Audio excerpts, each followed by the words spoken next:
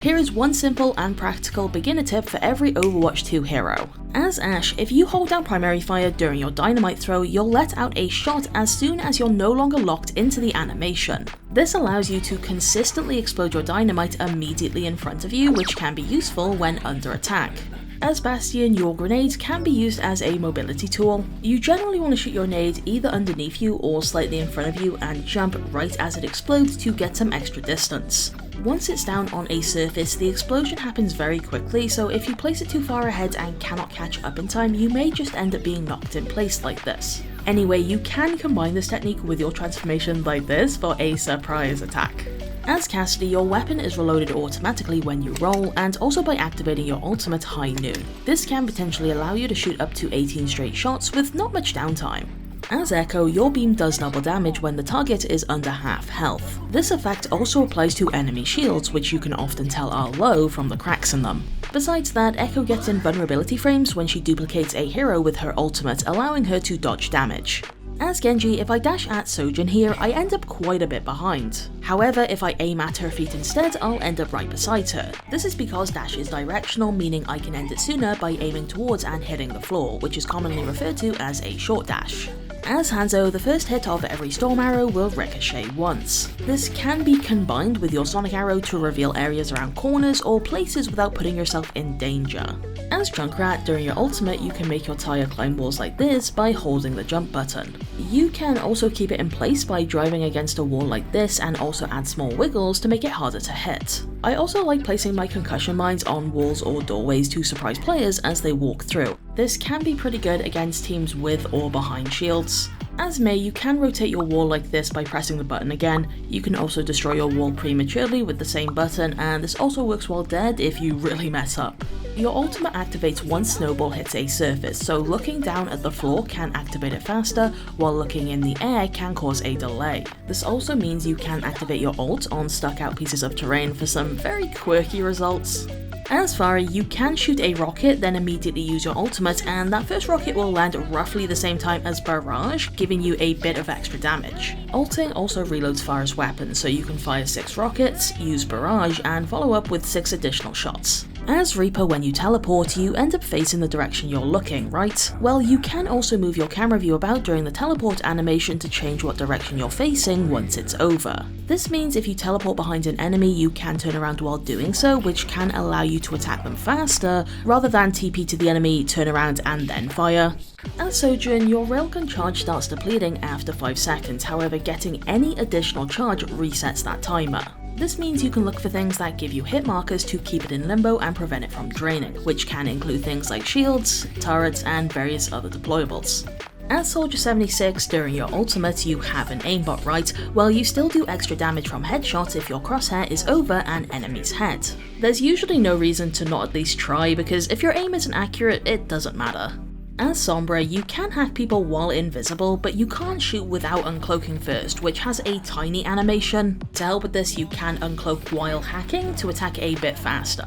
Also, using your translocator cleanses status effects such as anti-nade, dynamite, and the lingering damage of Ana's primary fire. As Symmetra, various objects can be thrown through her teleporter, and this includes your turrets for a surprise attack. You can also start charging an orb, go through the teleporter, and it'll be retained like this, potentially allowing for some sudden burst damage. There is also a tiny bit of range on your teleporter suction when it comes to objects. So like sometimes it's worth placing your turrets on a wall next to you so they have some protection rather than just throw them to your teleporter where they could be prematurely destroyed. Another example is here where Symmetra jumps to get a better angle for her teleporter. As Torbjorn, you can change who your turret is shooting at by hitting an enemy with your gun like this. Also, when ulting, the timer for your goo to disappear only starts once it's actually down on a surface. This means the goo I shot into the air sticks around longer, which could be used to catch enemies off guard. As Tracer, it's important to remember that her kit is very fluid, and starting an action while already doing something usually won't cancel the first thing. So for example, I can start a melee hit and blink to deal some damage. You can also hit your reload button during the recall animation and it'll finish by the time you're free. Besides that, keep in mind that there's a lot of mid-height terrain like this where if you blink at it, you'll just get stuck, but if you jump and blink, you'll get on top. As Widowmaker, a very sneaky tip is that your Venom Mine can be used like a shield to block a shot for you. So for example, say you place it here, an enemy trying to hit your head will hit the mine instead, essentially giving you a free life. As D.Va, although it's not very clear, you can still shoot your primary fire during your rockets. You can also defense matrix during your rockets as well. Both of these things combo pretty nicely with the way that D.Va does a tiny bit of damage for boosting into someone, which you can increase by adding a melee hit at the same time. So for a really nasty combo, you can boost towards an enemy, missile, primary fire, and melee when you get close. Besides all that, because you have infinite ammo with no reload, occasionally I found it useful to tag enemies at a distance to see their health bar in case me or my team can do anything with it.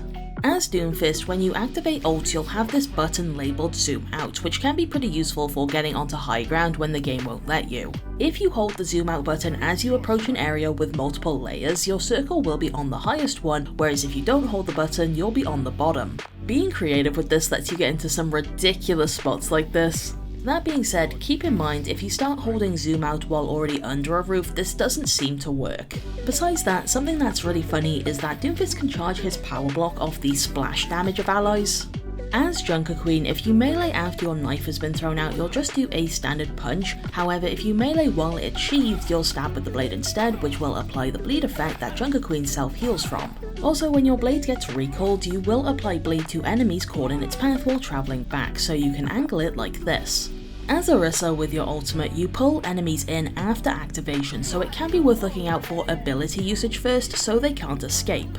The pull also has some vertical range, meaning you can sometimes drag people off high ground or onto it like this. Besides that, keep in mind you can manually cancel both Javelin Spin and Fortify by hitting the button again to start the cooldown early if you aren't using it anymore. This actually can be pretty useful. For example, here I use Fortify and activate my ult. You'll see that Fortify stays active during Terror Surge. However, if I Fortify, cancel it and then use my ult, the countdown ticks down and makes the ability ready again sooner. As Ramattra, learning to treat his nemesis form punches like a shotgun improved my gameplay pretty much instantly. The range on them is just over 10 meters, which might be longer than you think it is. Sometimes I'll combine this with peeking into cover like this as well. Besides that, you know how the timer for Ramattra's ult is slowed if he's hitting enemies? Well, keep in mind they also need to be valid targets that have line of sight. Enemies behind shields do not count, neither do enemies hit by Kiriko's Zuzu or Mei in her ice block. As Reinhardt, if you hold primary fire while your shield is out, you can move your camera view freely to see things to the side or even behind you. Now, if you activate ult while doing this, you'll automatically snap to that position. As Roadhog, your self-healing also gives damage resistance, and that effect still works when anti-naded. Besides that, keep in mind you can use both hook and heal during your ultimate. It won't pause the timer, but it can still be pretty good if you're getting focused or want to pull someone in so they can't escape. As Sigma, your primary fire has splash damage that can be used to reach people around corners and occasionally over shields. Besides that, keep in mind your shield is very flexible. You can use it to briefly block off snipers so they're forced to reposition, or place it behind the enemy tank to cut their supports off.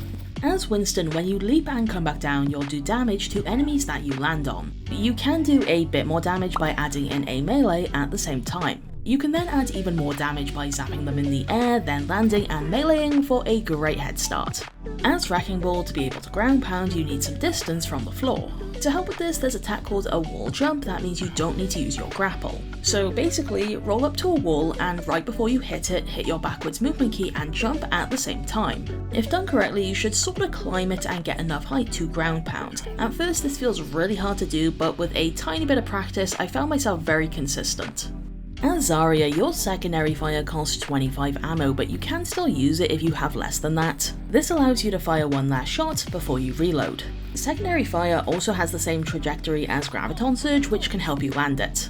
As Anna, get creative with your biotic nade angles. By hitting them against walls or corners, you can sometimes get anti-nades over shields like this, or into hard to reach places. Another good example is when I'm picked up by Sigma's ult, I might look towards terrain close to me for a quick nade.